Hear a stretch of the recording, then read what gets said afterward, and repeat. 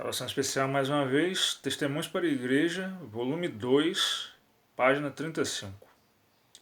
A razão por que o povo de Deus não é mentalmente mais espiritual e não tem mais fé é porque, foi-me mostrado, está limitado pelo egoísmo.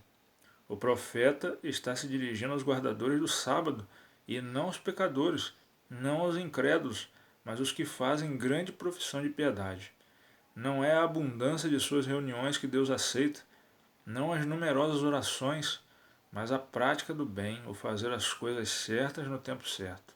E o ser menos egoísta e mais benevolente. Nosso coração precisa expandir-se.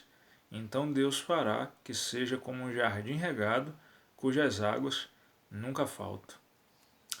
Realmente, sabe, não tem outro caminho. Sabe, a aparência de piedade, ela pode muitas vezes parecer boa e enganar a quem está de fora, né? Mas a Deus não tem como enganar. Sabe, muitas vezes ficar preso ali só a essa atividade e achar que isso é suficiente. Não que não haja importância de vida de oração, vida de estudo, isso é fundamental. Mas isso deve funcionar como um preparo para fazer o bem, sabe? Porque Cristo, esse foi o exemplo que ele deixou. Tinha ali uma completa comunhão com Deus o Pai, mas isso se refletia em fazer o bem para as outras pessoas.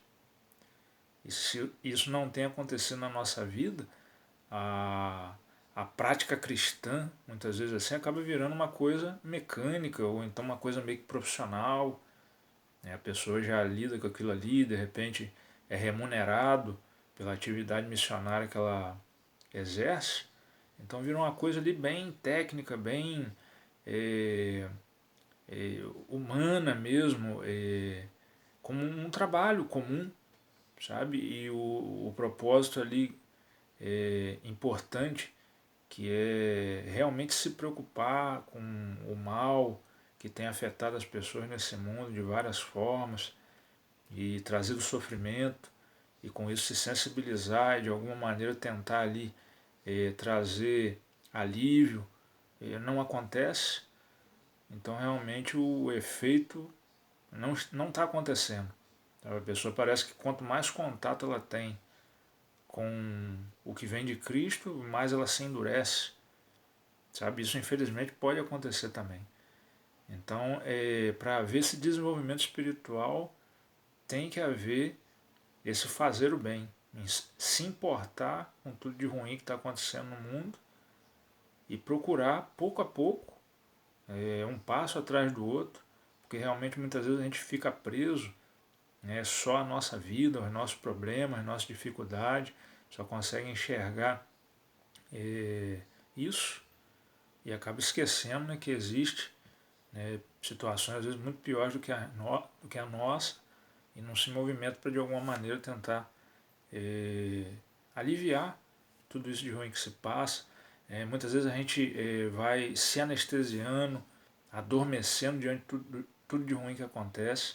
Não há um sentimento de indignação, de revolta, de chateação real. A gente começa a observar tudo de mal que acontece e já de uma forma passiva, não liga mesmo, ou pelo menos às vezes diz que se importa, mas as ações não refletem isso.